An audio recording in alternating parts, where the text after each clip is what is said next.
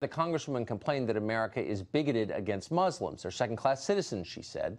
She offered no proof of that. It's an absurd claim. Muslims live with far greater freedom in America than they do in any Islamic country on the planet. That's why they move here. Millions and millions more would like to join them.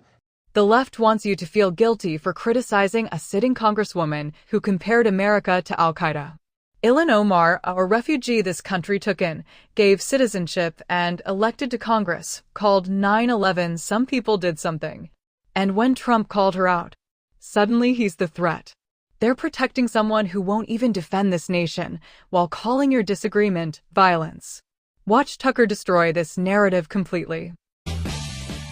In 1992, Ilhan Omar came to this country from a refugee camp in East Africa, Kenya. 3 years later, she and her family applied for and received refugee status in the United States. 5 years after that, she became a U.S. citizen, and she's been attacking the United States as a racist hellhole pretty much ever since. According to Omar, there's barely a difference between this country and terrorist groups like al-Qaeda. In a 2013 interview, Omar complained that people seemed to think there was a big difference between America and al-Qaeda. Watch.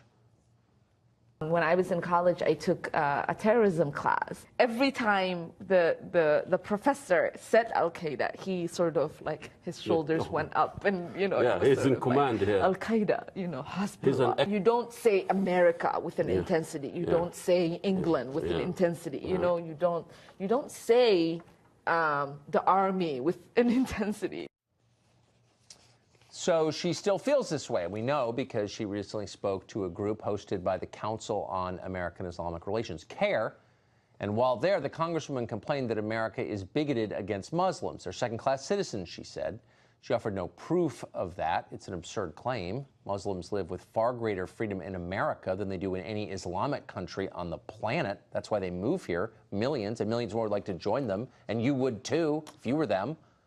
That's why Congresswoman Omar lives here, too, and not in Somalia. In America, by the way, she's an elected member of Congress. Could she do that in Saudi Arabia? No. Is she grateful for that? No. She never stops complaining. And as part of that complaining, she made this now famous remark about 9/11. CARE was founded after 9/11 because they recognized that some people did something and that all of us were starting to lose access to our civil liberties. Some people did something, but we're the real victims here. Omar's understatement attracted plenty of criticism. The New York Post ran a cover showing images of the 9/11 attacks, in case you'd forgotten what some people did. Then late last week, the president joined the criticism by tweeting this video. CARE was founded after 9/11 because they recognized that some people did something. You have no idea right now. There's another one. Another plane just hit. Some people did something. Oh my goodness, there is smoke pouring out of the Pentagon. Some people did something. Little over the top? Yeah, maybe. If you're Ilhan Omar, you probably wouldn't like that video. People don't like to be criticized. Got it. But would you feel physically threatened by that tweet? Well, not unless you believe that disagreement is the same as violence. And as it happens, the left does believe that disagreement is the same as violence, or claims to believe that. All of a sudden, everyone on television is telling us that Trump is trying to hurt Ilhan Omar. Many are calling Trump's tweet and that video an incitement to violence against the Congresswoman. Donald Trump is trying to incite violence. This is not just incitement to violence. This is an incitement to violence. The goal is inciting violence. We are getting to the level where this is an incitement of violence. No question is he inciting violence towards Muslims, not even only Ilhan Omar, but Muslim Americans in this country.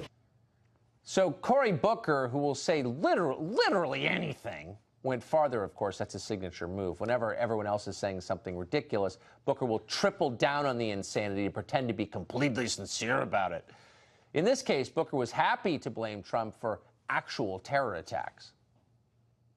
Since 9/11, we've had terrorist attacks in this country. The majority of them have been right-wing extremists, and the majority of those have been white supremacist attacks, from a synagogue in Pittsburgh to a church in South Carolina. And these are white supremacist groups that use language, as we saw as far away as New Zealand, use our president's language almost as if it is a license for these attacks. I swear, in 20 years, every fifth grader will believe 9/11 was committed by white supremacists.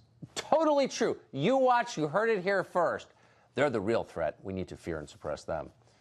And that's what Booker's saying. And to prove it, he and so many demagogues on the left are forever telling us about the epidemic of hate crimes in this country, but they're lying. There is no epidemic of hate crimes. We check, we know what the numbers are.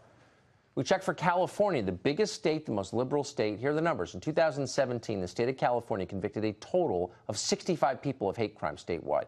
65 out of a population of almost 40 million people.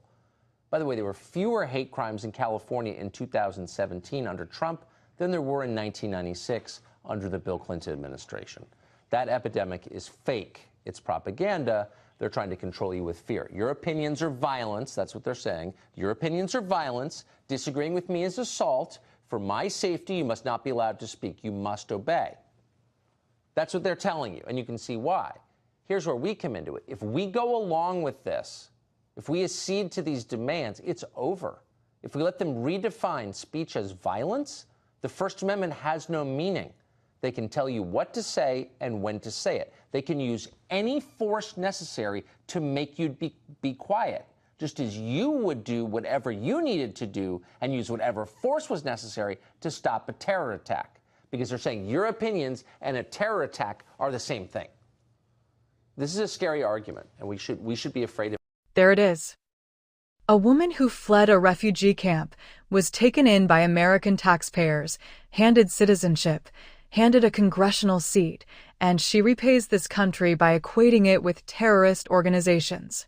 She sat in a college classroom and complained that her professor showed more intensity saying Al-Qaeda than saying America.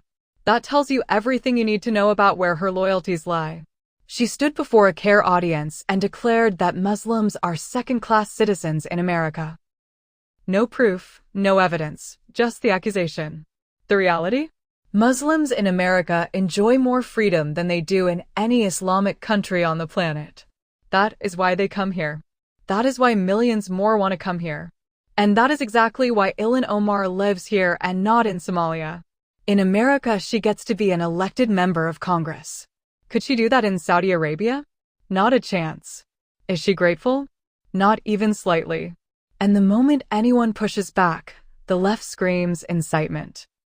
Suddenly a tweet is an act of violence. Suddenly criticism is terrorism. These are the same people who will look you dead in the eye and tell you that disagreement is dangerous, but only when it's directed at their side. The rules only apply in one direction, and they expect you to just accept that. Cory Booker is out here blaming Trump for actual terror attacks, claiming right-wing white supremacists are the real threat since 9/11. He's practically rewriting history in real time, and the media just nods along. Think about that for a second. They're laying the groundwork so that in 20 years, children will be taught that 9/11 was carried out by conservatives. It sounds insane because it is insane, but that is exactly where this road leads. And this so-called epidemic of hate crimes they keep pushing? Look at the actual numbers. California, the biggest, most liberal state in the country, convicted just 65 people for hate crimes out of nearly 40 million residents in 2017. And here is the part they never mention. There were actually fewer hate crimes in California under Trump than there were before him. The epidemic is a lie. The victimhood is a lie. The incitement narrative is a lie. All of it carefully constructed to shut down conversation and make you afraid to speak. What they cannot stand is that Americans are waking up, seeing through the manipulation and refusing to stay quiet. They built this system of guilt and accusation to keep you in line, and it is losing its power. That terrifies them more than anything. And honestly, good.